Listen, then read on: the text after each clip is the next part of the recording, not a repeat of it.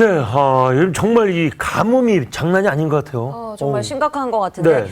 강수량이 중부지방 같은 경우에는요 예년의 절반 수준에 불과하다 이런 그렇습니다. 보도가 나와요. 네. 네, 그러니까 지금 강원도나 충청도에서는 이미 제한 급수가 이루어지고 있는데 이렇게 계속 비가 안 오면은 수도권도 네. 수돗물 공급에 차질을 빚을 거라고 하는 그런 소식입니다. 정말 맞습니다. 걱정이에요. 맞습니다. 그러게요. 그래서 이제 오늘 이 세이머니 시간에는요, 네. 이물 문제를 한번 좀 짚어보겠습니다. 김기성 씨와 함께하겠습니다. 어서 오십시오. 안녕하세요. 네, 안녕하십니까. 아니 우리가 좀 화면으로는 봤는데 네. 정말 소양강 때문에 거의 바닥이 드러났더라고. 그렇게 정말 심각한 네, 거예요. 아마 최근 들어서 그 소양강댐 수위 얘기들 많이 들으셨을 네, 겁니다. 네. 그런데 네. 제가 다시 한번 정리를 하면 예. 15일, 그러니까 그저께 기준으로 소양강댐 수위는 152.53m입니다. 역대 네. 최저 수위가 얼마였는가 하면 151.93m였으니까 어머, 어머. 불과 60cm밖에 차이가 나지를 아이고. 않습니다. 그리고 현재 하루에 17cm씩 줄어들고 있습니다. 어머. 계산을 해보면 아시겠지만은 내일이면 역대 최저 수위를 그러겠네요. 갱신을 한다 이렇게 보시면 되고요.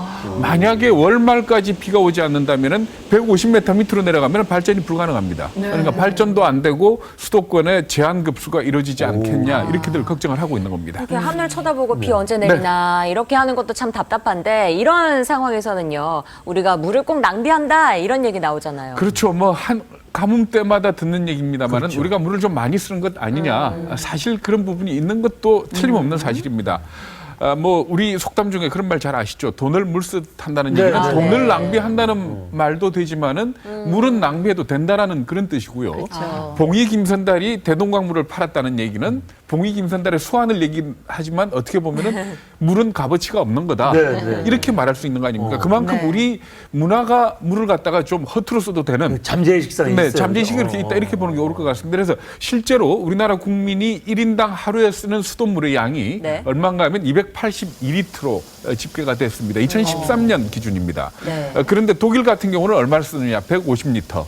덴마크는 188리터를 사용을 합니다. 그러니까 우리가 거의 2배나 많이 사용을 한다. 이렇게 그러네요. 보시면 훨씬 됩니다. 잘 사는 나라들인데. 그렇죠. 그러니까 우리가 결국 비가 안 와서 걱정이지만 우리가 물을 좀 덜 썼다면은 비가 이렇게 안 오더라도 조금 더 이기기 쉽지 않았겠느냐 하는 그런 얘기가 그래서 나오고 있는 겁니다. 그렇군요. 우리가 이렇게 물을 낭비한다는 거는 수돗물 값이 싸기 때문이다 이런 얘기도 하고 경제 있거든요. 논리 중에 그거 있지 않습니까? 그러니까 좀 덜 쓰게 만들려면은 가격을 올리면은 덜 쓰는 거 아닙니까? 그런데 우리나라 수도 요금 보면은 1세제곱미터 그러니까 1톤이죠. 우리가 네. 쉽게 말해서 1000리터에 얼마인가 하면 660원입니다. 네. 그러니까 1리터에 1원이 안 된다는 얘기입니다. 근데 이걸 갖다 굳이 계산을 해보면은 그 수돗물 1리터 생산한, 1톤 생산하는데 들어가는 돈이 850원 정도 됩니다. 그러니까 생산 원가에도 미치지 못하고 다른 나라하고 비교를 해보면은 일본이 1277원, 미국이 1540원, 그리고 독일이 3355원입니다. 그러니까 우리가 지나치게 싸다.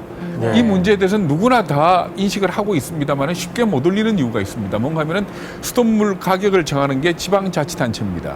그런데 지방자치단체가 선거로 단체장을 뽑지 않습니까? 네. 그러니까 내 임기 동안에는 수돗물 값 못 올리겠다 하는 게 전반적인 분위기고 사실 올리기 쉽지 않은 부분이다 이렇게들 보고 있는 겁니다. 네. 근데 이렇게 좀 가뭄이 막 네. 뭐 상당해지니까 또 그런 얘기가 나와요. 그 4대강 사업이 뭐 물 이용하기 위해서 한 건데 왜 헛공사한 거 아니야? 이런 얘기는 무슨 얘기예요? 왜? 근데 현재 그 4대강 댐을 4대강 공사 이후에 볼 것 같으면 네. 16개 보가 세워져 가지고 예. 그게 현재 가둬놓고 있는 물이 7억 2천만 톤입니다.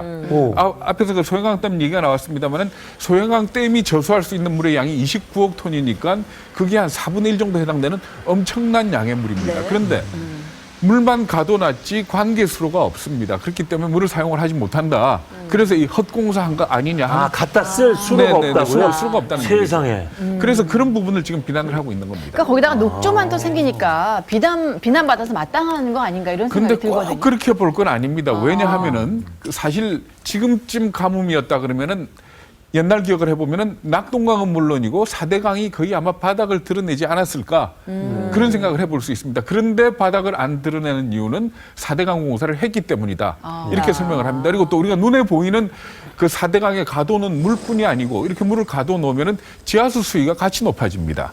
그러니까 가뭄이지만은 농촌에서 지하수를 파서 물을 얻을 수 있는 거는 그동안에 4대강 공사를 해서 그쪽에 물이 저수되어 있기 때문에 가능하다라는 그런 설명들을 하고 있습니다. 그렇기 때문에 무조건 비난할 건 아니고 네. 이제 이 가둬놓은 물을 어떻게 활용을 하느냐 그리고 녹조를 갖다 어떻게 제거를 하느냐 하는 이런 쪽에 아무래도 좀 의견이 모아지고 연구를 해야 되지 않겠느냐 하는 그런 지적들이 있습니다. 그렇죠. 이거 물 가둬놓으면 쓰려고 가둬놓은 건데 그걸 못 쓴다는 건 좀 답답한 일이에요. 네네. 빨리 네. 지혜를 좀 맞댔으면 좋겠고요. 나오신 김에 주식 네. 얘기 하나만 좀 질문 드려볼게요. 네. 메르스 때문에 뭐 이렇게 화장품 업계 주식가가 폭 떨어졌다면서요. 네, 조금 그렇습니다. 회복이 되고 있다는 또 얘기도 있고요. 예, 그러니까 사실 그 화장품 주식 그러면은 올해 들어서 아마 가장 각광받은 주식이다 이렇게 보시면 되는데요. 네. 메르스 이후에 또 가장 큰 충격을 받았습니다. 왜냐하면은 중국 사람들이 우리 화장품을 많이 사갖고 가고 네. 중국 맞아요. 관광객들이 네. 안 들어오기 때문에 그렇지 않겠느냐 아. 해가지고 그동안의 주가 흐름을 볼 것 같으면은 그저께까지 아모레 퍼시픽 같은 경우는 한 10% 정도 주가가 떨어졌고요. 네. LG 생활건강은 16%가 좀 넘게 하락을 했었습니다.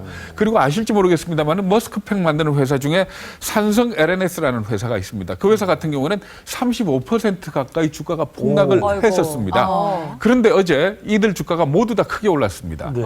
그러니까 아모레 퍼시픽은 2%가 넘게 그리고 LG 생활건강은 6%가 넘게 그리고 산성 LNS 같은 경우에는 거의 상한가에 가까운 27%나 상승을 했습니다. 그러니까 이걸 두고 단기적인 반등이냐 그러니까 많이 떨어졌기 네네. 때문에 다시 오른 거냐 아니면은 이제 바닥을 확인한 거냐를 두고 의견이 분분하다 이렇게 보시면 될 것 같습니다. 그래서 일단 전문가 얘기 한번 들어보시겠습니다. 네.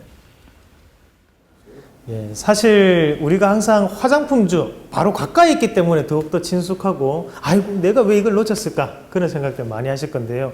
사실상 실적적인 분위기만 보더라도 2분기까지는 아직도 긍정적인 영향을 미칠 확률이 상당히 높습니다. 하지만 중요한 부분은 이런 메르스에 대한 영향 자체가 2분기뿐만이 아니라 3분기에도 분명히 미칠 수밖에 없다는 거거든요. 그럼 과연 중국인들의 소비 확대 자체가 화장품주에 계속 이어질 것이냐? 그건 아니라고 보는 시각입니다. 그러면 결국에는 주가상의 탄력성 같은 경우에도 저하될 수밖에 없다. 그럼 결국에는 지금도 고가권역 자체를 향해서 가는 것 뿐이지 그거를 지금은 추세적인 반등 모멘텀으로 받아들이기는 조금 어렵지 않겠나 그렇게 좀 말씀을 드리겠습니다.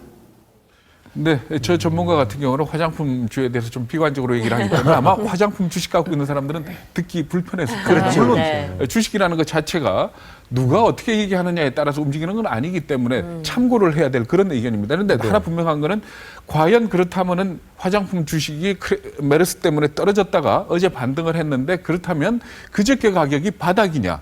이 부분에 대한 판단을 해야 되는 겁니다. 네. 그런데 지금 저 전문가 같은 경우에는 3분기까지 실적이 안 좋을 테니까 바닥은 아닐 거다라고 얘기를 하는 거고 또 일부에서는 조금 길게 보고 지금부터는 좀 사서 모으더라도 장기적으로 보면 괜찮지 않겠느냐 그런 의견도 있기 때문에 마지막 결정은 개인 투자가의 몫입니다. 그래요. 아이고 주식 투자 뭐 결국은 내 책임을 해야죠. 그렇죠, 뭐 맞습니다. 귀 얇으면 안 됩니다. 네. 여기까지 하겠습니다. 수고 많이 했습니다. 고맙습니다. 네.